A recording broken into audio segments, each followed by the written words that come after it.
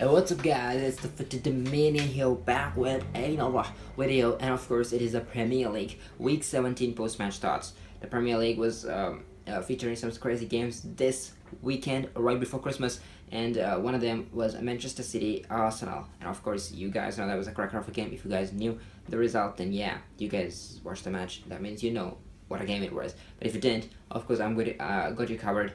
I'm going to give you all the results and my thoughts on the games. Starting off with Crystal Palace Chelsea. Crystal Palace played well at the beginning, with Diego Costa only able to get the goal in the 44th minute.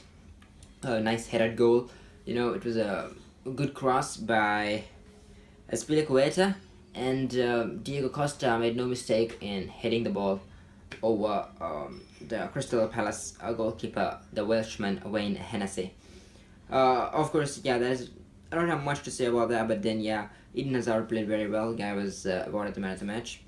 And other than that, I think, you know, Diego Costa missed a few other chances, easy ones, which we think Diego Costa will normally bury.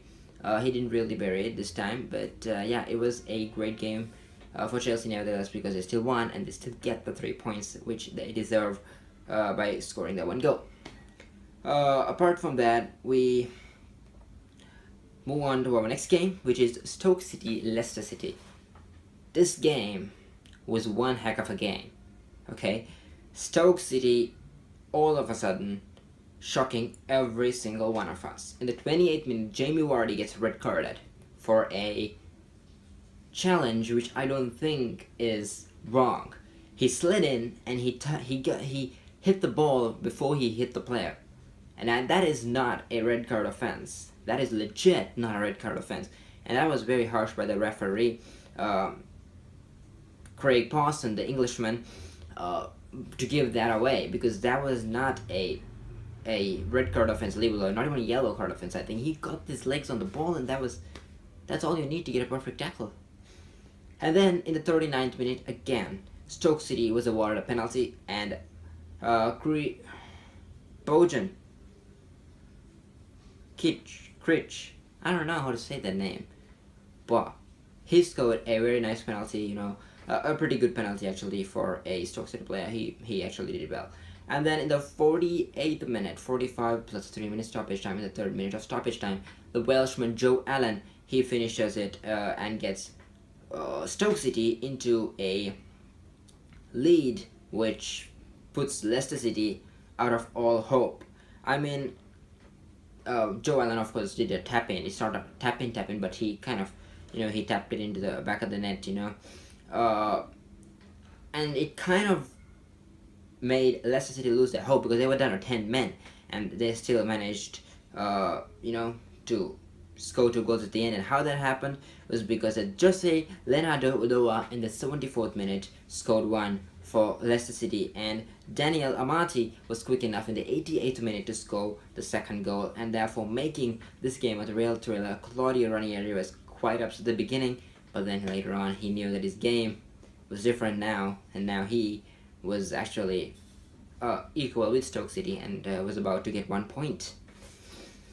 Apart from that, we have Manchester United West Bromwich Albion, and what do I say? Zlatan Ibrahimovic, that guy is back in touch. I'm not the biggest of fans of Ibrahimovic, but I'm telling you, Jesse Lingard, a beautiful assist, and Zlatan Ibrahimovic, easy header, heads it into the back of the net. And then in the 24th minute, of course, Zlatan gets yellow carded, and in the 56th minute after half time, again he replies with another goal, this time assisted by Wayne Rooney. Of course, Zlatan Ibrahimovic fell 1 short of getting a hat-trick against West Bromwich Albion, the first hat-trick against West Bromwich Albion actually. So yeah, he kind of missed on that. But West Bromwich on the other end could not equalize, or forget about equalize, not even get 1 goal. So yeah, that was the result, and so it ended. And then the next game was the Tottenham Hotspurs versus Burnley. And Burnley shocked everybody at the White Hart Lane by scoring in the 22nd minute. Ashley Barnes slid into the ball and got it past Hugo Lloris, and it shocked the White Hart Lane. But then Dele Alli was quick enough within 5 minutes to equalize, of course, the assist by Kyle Walker. And then the scorer of Burnley was yellow carded in the 28th minute, and then of course we had our half time, and then after that Moses Sissoko came in for Moussa Dembele, and Moses Sissoko was yellow carded 7 minutes after he came, and Danny Rose was quick to get it. The very next minute, the 71st minute, he managed to score, of course this time an assist by Moussa Sissoko, the Frenchman. And then in the 74th minute and 77th minute, Danny Rose and Dele Alli went off, and Heung-min Son and Ben Davies came in. And yeah, that was about that. And Burnley thought they were kind of going to score, get 3 points or maybe even 1 point, because they scored their away goal. And you don't see that very often. Burnley scoring an away goal. They did that, and they thought they might get 2 points, but then Dele Alli and Danny Rose was denied them. Then the big game, Manchester City Arsenal in the of course in Etihad Stadium, Manchester City's home ground. And we had, I'll tell you the lineups. Manchester City started off with a 4-1-4-1 formation with Claudio Bravo, of course, as the goalkeeper. And we had Nicolas Otamendi and Alexander Kolarov in the center backs, and we had Gael Clichy and Pablo Zabaleta in the left back and right back respectively. And then we had Fernando in the middle center, and Leroy Sané, Yaya Toure, David Silva, Kevin De Bruyne also in that 4 line in front, and Raheem Sterling, of course, leading the attack. Then we had in the Arsenal, we had Alexis Sanchez up front. Again, the formation was 4-2-3-1 with Peter Cech being the goalkeeper, and we had Nacho Monreal, Laurent Koscielny, and Hector Bellerin, and of course Gabriel Paulista in the back. Apart from that, Granit Xhaka and Coquelin, I don't know how you say that, but they were in the center. Alexi Iwobi, Mesut Ozil, and Theo Walcott was also in the front, and Alexis Sanchez leading the attack.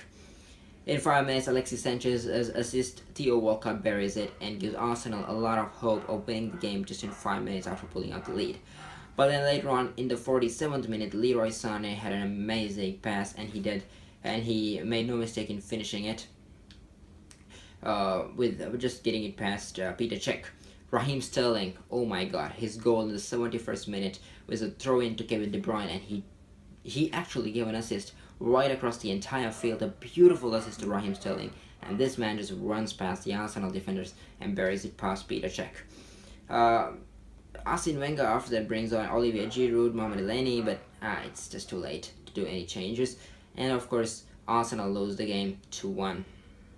So that's about it, guys, and that is Premier League Week 17 post-match thoughts, as well as the facts and facts presented to you guys, so that if you didn't follow what happened, then here it is, all the important games, and this was the results for you guys. So I'll be coming up with the next match, the next video, which will be the Bundesliga with Bayern Munich and Borussia Dortmund's week, how they performed, and I'll catch you guys on that video. Till then, later, peace.